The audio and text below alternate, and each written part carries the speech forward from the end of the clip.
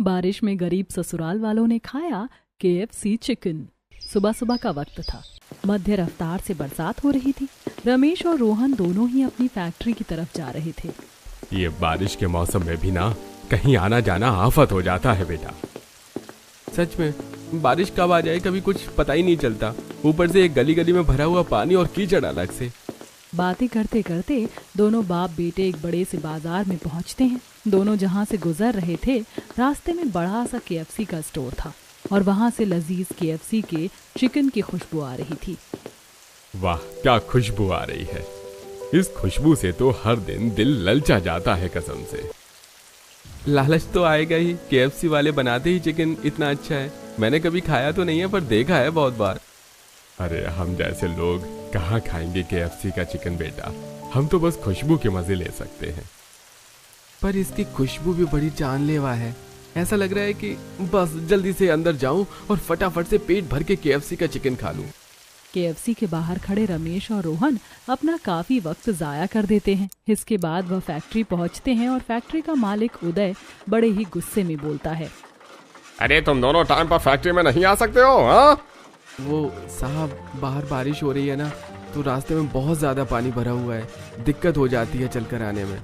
अरे तुम कोई रिक्शा ले लो, पैसे नहीं है क्या तुम्हारे पास? अब हम गरीब आदमी हैं साहब, रोज रिक्शा का किराया देंगे तो बचाएंगे कहाँ से। अरे ऊपर से तुम दोनों ने अपना हाल क्या बनाया हुआ है। सारे कपड़े मिट्टी में गंदे किए हुए हैं। बाहर इतना ज्यादा कीचड़ है, कितना भी बचा लें कपड़े तो गंदे हो ही जाते हैं।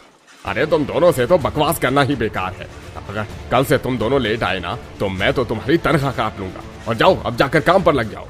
मालिक से डांट फटकार खाने के बाद रमेश और रोहन अपने काम पर लग जाते हैं। शाम होती है और तब भी बारिश हो रही थी। रमेश और रोहन भीगते हुए घर पहुंचते हैं जहां दोनों बच्चे, मैं नहीं खाऊंगा ये दाल चावल। मैं भी नहीं खाऊंगी, रोज रोज यही खाते हैं हम। मेरा मन भर गया है खा खा के ये सब। खा लो बेटा, पेट भरने के लिए जो मिल जाता है वो बहुत अच्छा होता है। नहीं खाना। अरे हर कोई पकौड़े खा रहा है, कचौड़ी खा रहा है, बारिश के मौसम में पराठे खा रहा है और हम रोज रोज वही दाल चावल। मुझे दाल चावल को देख देख कर अब उल्टी आने लगी है। मुझे नहीं खाने, हटाओ इनको। बच्चों ऐसे नहीं करते, चुपचाप खाना खा लो। हाँ, कितनी बार तुम्हें समझाया है कि खाने को लेकर जिद मत किया करो।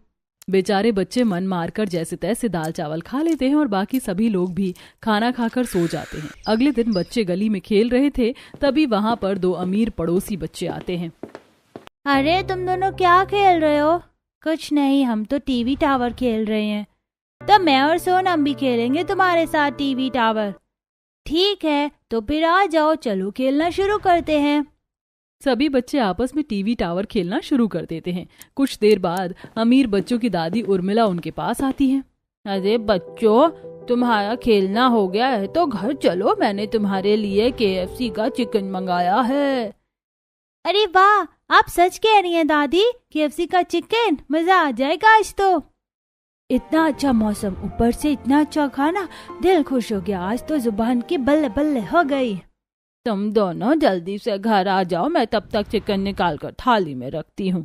उर्मिला वहाँ से चली जाती है और सोनू और गुड़िया सोनम और राजू से पूछते हैं, ये KFC का चिकन क्या होता है? हमने कभी नहीं सुना। अरे तुम दोनों को भी इतना नहीं पता? अरे KFC का चिकन बहुत ज्यादा स्वादिष्ट होता है, एकदम कुरकुरा सा, और उसके साथ चटनी भी मिलती है, बड़ी स्वाद। खाकर तो मजा ही आ जाता है। हम तो जा रहे हैं खाने के लिए। बिल्कुल, चलो चलो जल्दी चलते हैं, फिर कभी साथ में खेलेंगे। राजू और सोनम की बात सुनकर अब गुड़िया और सोनू का दिल भी ललचा जाता है और दोनों खेलना छोड़कर घर जाते हैं और अपनी बुआ से कहते हैं, बुआ हमें KFC का चिकन खाना है। वो हाँ, बहुत ज्यादा स्वादिष्ट होता है। KFC का चिकन, ये क्या होता है? मैंने कभी नहीं सुना। तुम कहाँ से रोज नई नई चीजें सुनकर आ जाते हो और फिर खाने की डिमांड करने लगते हो, और तुम्हें कैसे पता स्वादिष्ट होता है? तुमने कभी खाया है? नहीं माँ, सोनम और राजू ने हमें बताया। आज उनकी दादी ने उनके लिए KFC का चिकन मंगवाया था। सोनम कह रही थी वो बहुत ज्यादा लजीज होता है। उसकी बातें सुनकर ही मेरे मुंह में पानी आ गया, मुझे वही चाहिए। अरे बच्चों, पता नहीं बाजार में क्या कुछ आता रहता है। अब सब कुछ उठाकर थोड़ी ना खा लेंगे, और हमने जब कभी सुना नहीं है, देखा नहीं है, वो कैसे खा लें? पर वो बहुत अच्छा होता है, हमें ला दो ना। तुमने खुद कभी खाया है गुड़िया, जो तुम दोनों ऐसे जिद कर रही हो? चलो चुपचाप बैठ जाओ।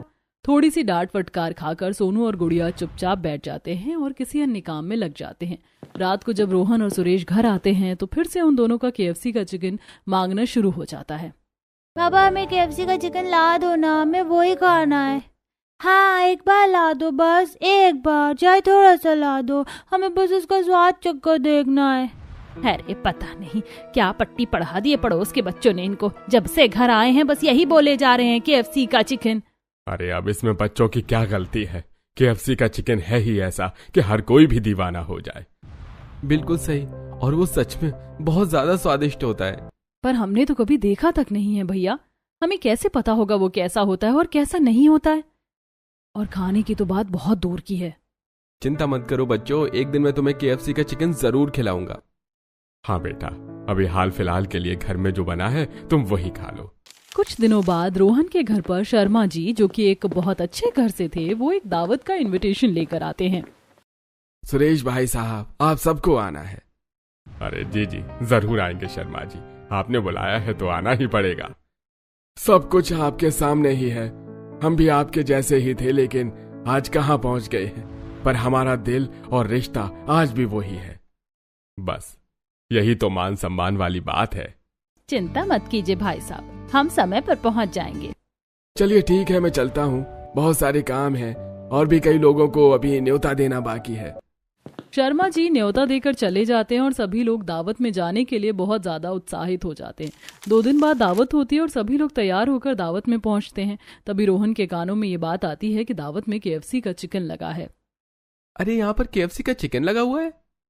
सच बोल रहा है बेटा, चल फिर जल्दी से चलते हैं। आज तो मैं KFC का चिकन खाऊंगा। भाई जल्दी चल, जल्दी, कहीं खत्म ना हो जाए। अरे बच्चों थोड़ा हौसला रखो, जल्दबाजी में किसी से टक्कर खाकर गिर मत जाना। बच्चे KFC के चिकन के पीछे तो ऐसे पागल हो गए हैं जैसे गुड़ के पीछे मक्खी। चल बहू, आज खाकर देख ही लेते हैं कि आखिर ये KFC का चिकन होता क्या है।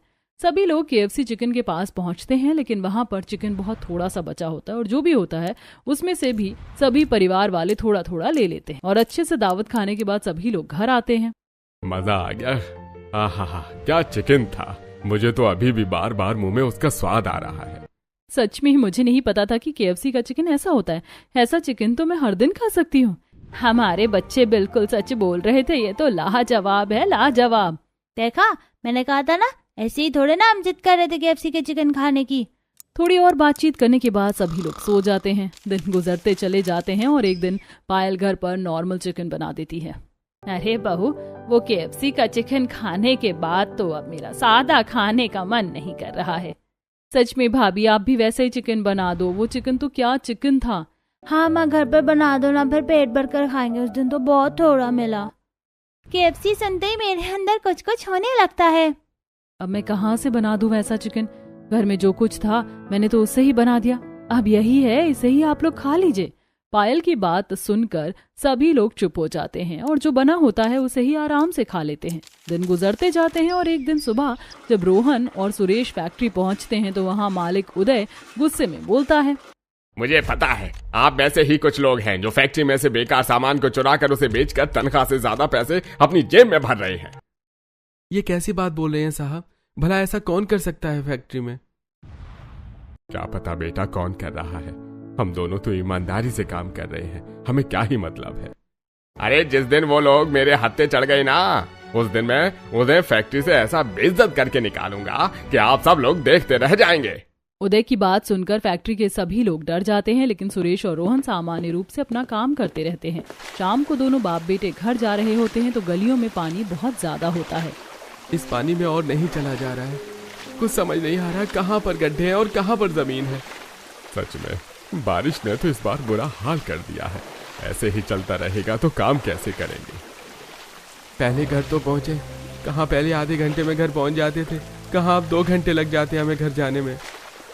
रोहन इतना बोल रहा होता था कि तभी उसका पैर स्लिप होकर उसे चोट लग जाती है। आए आए, मर गया, मेरी कमर टूट गई, बड़ी जोर से लग गई।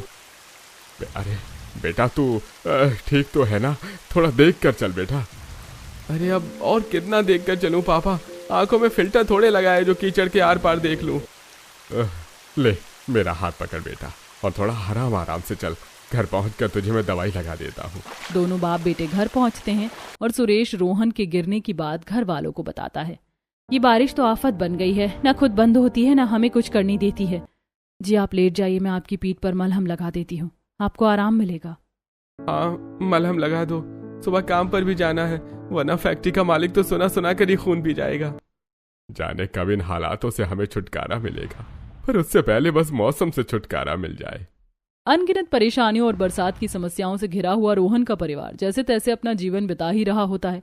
एक शाम सुरेश और रोहन को पगार मिलती है और पायल उस दिन खाने में मटर पनीर बना देती है, लेकिन सोनू और गुड़िया उसे देखकर मुंह बना लेते हैं।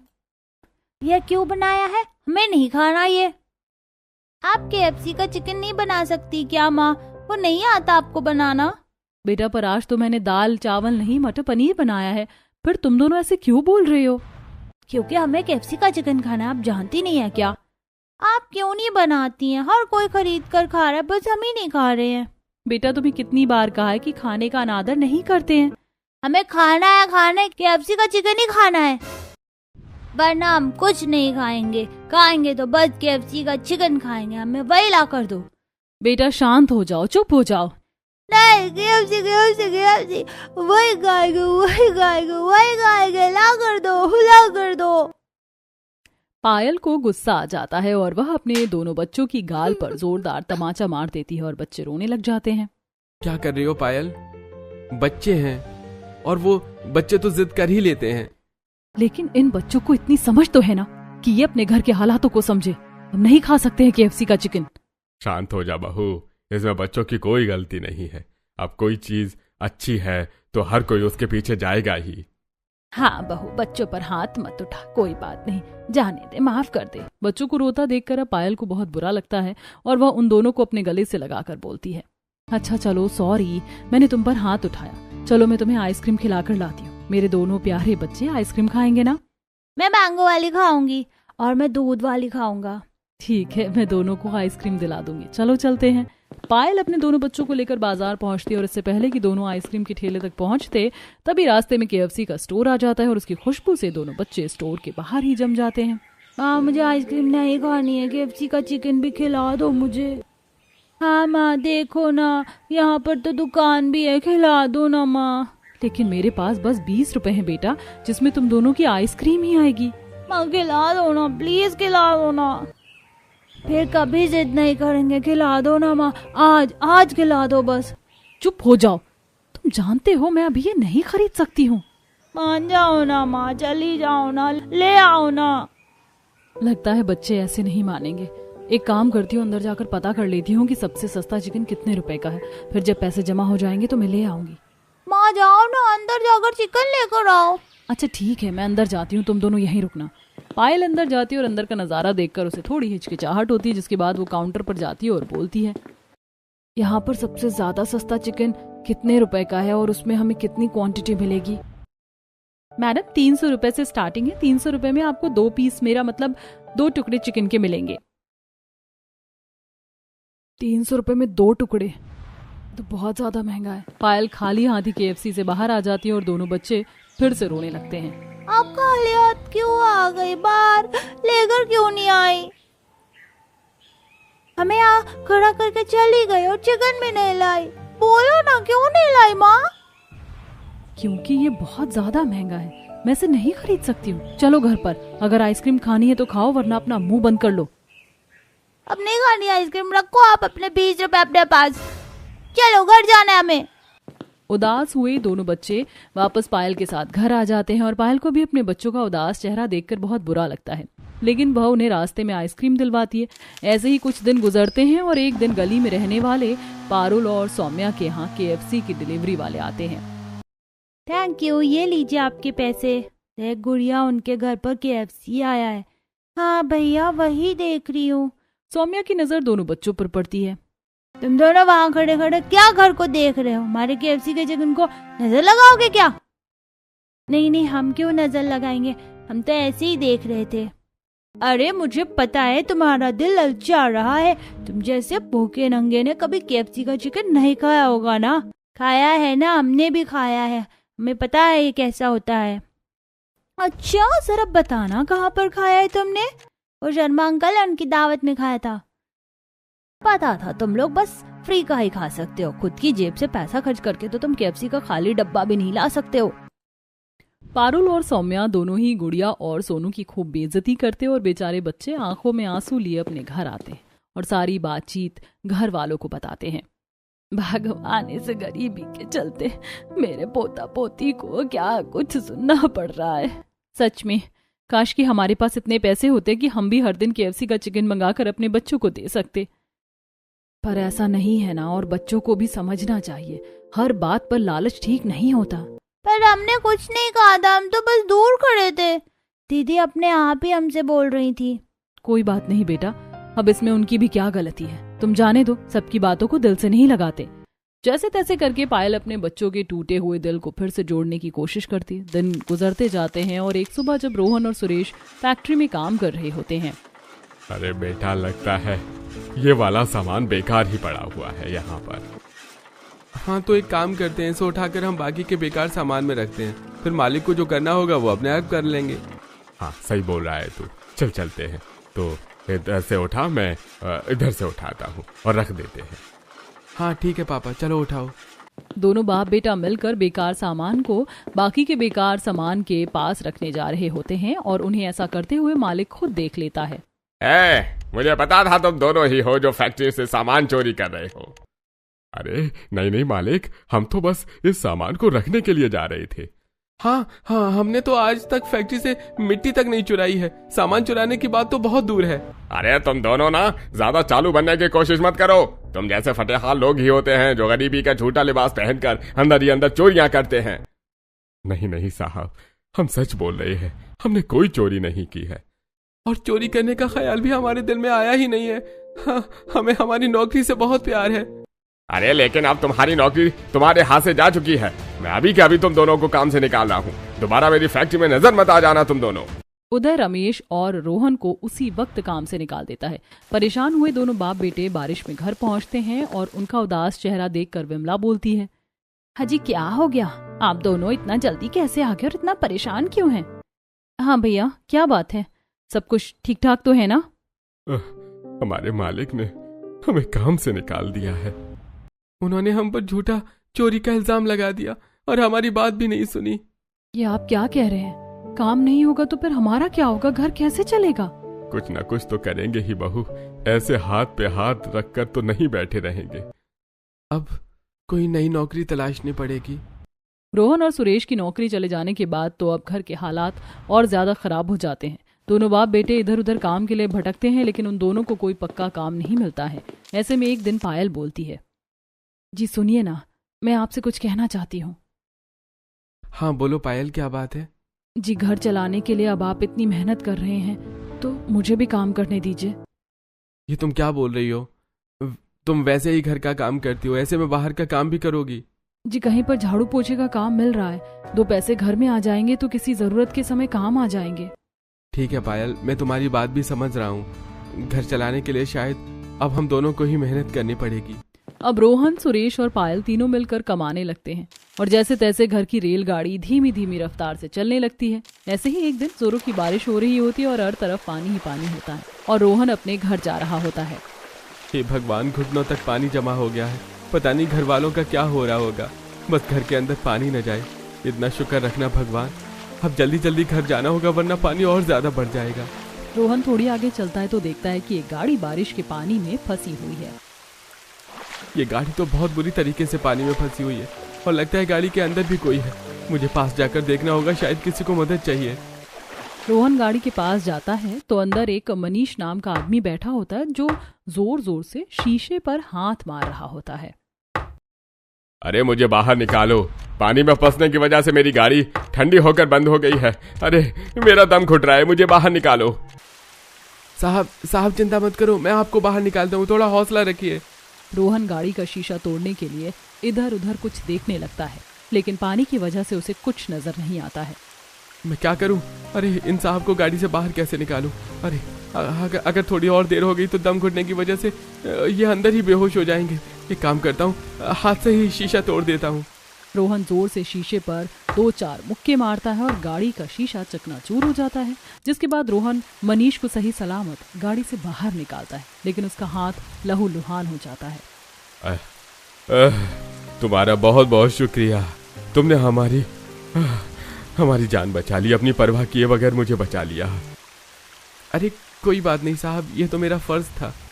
लेकिन तुम्हें बहुत ज्यादा चोट लग गई है, चलो मैं तुम्हें डॉक्टर के पास ले चलता हूँ। अरे कोई बात नहीं साहब, मैं अपनी मलहम पट्टी करवा लूंगा। नहीं, तुमने मेरी मदद की है, बदले में मुझे भी तुम्हारी मदद करने दो। मनीष रोहन को लेकर तुरंत ही पास के अस्पताल पहुंचता है और वहां उसके हाथ पर मलहम पट्टी करवाता है। वैसे तुम कौन हो और क्या करते हो, तुम्हारा नाम क्या है? मेरा नाम रोहन है और मैं बस ऐसे ही मजदूरी का काम करता हूँ। किसी पक्के काम की तलाश में हूँ साहब। गरीबी में घर चलाना बड़ा मुश्किल है और ऊपर से बारिश। हाँ, वैसे अगर तुम चाहो तो मैं तुम्हारी मदद कर सकता हूँ। आप सच बोल रहे हैं क्या साहब? हाँ, ये लो, कल तुम इस पते पर आ जाना, मैं तुम्हें काम दूंगा और वो भी बहुत अच्छा। मनीष से वह कार्ड लेकर रोहन अपनी जेब में डाल लेता है, जिसके बाद वह घर आता है और रोहन की चोट देखकर सभी घर वाले डर जाते हैं। जिसके बाद रोहन अपनी और मनीष की मुलाकात के बारे में घर वालों को बताता है। जी, किसी की इतनी भी क्या मदद करनी कि खुद को चोट पहुंचाया जाए। अरे कोई बात नहीं, किसी का भला करने से हमारा भला ही होता है, भगवान भी यही कहते हैं। पर बेटा, इतना ज्यादा भला भी नहीं करना चाहिए। वो तो शुक्र है कि वो इंसान अच्छा था जिसने बदले में तेरी मदद की। हाँ भैया, वरना कोई किसी की फिजूल मदद कभी नहीं करता है। अब देखते हैं, कल उस आदमी ने जिस पते पर बुलाया है वहां पर जाऊंगा, क्या पता कुछ काम मिल जाए। कुछ देर बाद सभी लोग खाना खाकर आराम से सो जाते हैं। अगले दिन रोहन उस कार्ड पर लिखे हुए पते पर पहुंचता है तो वह और किसी चीज का नहीं बल्कि KFC के एक स्टोर का ही पता था। रोहन अंदर जाता है और सामने ही उसे मनीष मिल जाता है। अरे रोहन, आगे तुम्हारा इंतजार कर रहा था। हाँ साहब, मैं आ गया, लेकिन आपने मुझे यहाँ क्यों बुलाया है? यहीं पर तो मैं तुम्हें काम पर लगाने वाला हूँ। ये मेरा ही स्टोर है, ये KFC मैं चलाता हूँ, यहाँ का मैनेजर हूँ मैं। अच्छा, तो इसका मतलब मुझे KFC में नौकरी मिलने वाली है? हाँ, क्यों, क्या हो गया? तुम इतना ज्यादा मुस्कुरा क्यों रहे हो? अरे नहीं, कुछ नहीं साहब, बस अच्छी जगह नौकरी मिल रही है ना, इस वजह से बहुत खुश हो गया। हाँ ठीक है, तो कल यहाँ पर पैर साफ सफाई के काम के लिए रख रहा हूँ। ठीक है साहब, मैं साफ सफाई कर लूंगा, कोई दिक्कत नहीं है। रोहन KFC में साफ सफाई करने के काम में लग जाता है। वहीं दूसरी तरफ पायल भी अपना काम कर रही होती है। अब महीने का आखिरी दिन आता है और रोहन को KFC से तनख्वाह मिलती है और साथ ही मनीष बहुत सारा KFC का चिकन पैक करके रोहन को देता है और बोलता है, ये लो रोहन, ये तुम्हारे और तुम्हारे परिवार वालों के लिए। अरे इसकी क्या जरूरत थी साहब, आज तो तनख्वाह मिली है, मैं तनख्वाह वैसे खरीद लेता। अरे नहीं, हमारे यहाँ हर महीने स्टाफ को कॉम्प्लीमेंट्री दी जाती है, तुम्हारे साथ साथ बाकी सभी लोगों को भी हमने चिकन दिया है। आपका बहुत बहुत शुक्रिया साहब, आज तो मेरे परिवार वाले खुश हो जाएंगे। हाँ ठीक है, कल मिलते हैं, जाओ अपने परिवार वालों के साथ KFC का चिकन खाओ और एंजॉय करो। दूसरी तरफ पायल भी घर पर तनख्वाह लेकर और चिकन लेकर पहुंचती है और वह घर पर ही KFC के चिकन जैसा चिकन बनाती है। रोहन भी थोड़ी ही देर में घर पहुंचता है और सारा चिकन पायल को देता है। अरे आज मैंने भी घर पर KFC वाला चिकन बनाया है और ये मुझे मेरे मालिक ने दिया है और उन्होंने कहा है कि हर महीने मुझे ऐसे ही KFC का चिकन मिला करेगा। भगवान की लीला भी न्यारी है, कभी हमारे पास खाने को थोड़ा सा भी नहीं था और आज इतना ज्यादा आ गया है। भगवान ने सच में किस्मत पलट दी, कहा हम थोड़े थोड़े स्वाद के लिए मरे जा रहे थे और कहा आज हमारे पास पेट भर कर खा ले, उसके बाद भी बच जाएगा। आज तो बहुत मजा आएगा, जी भर के KFC का चिकन खाऊंगा, बहुत सारा खाऊंगा।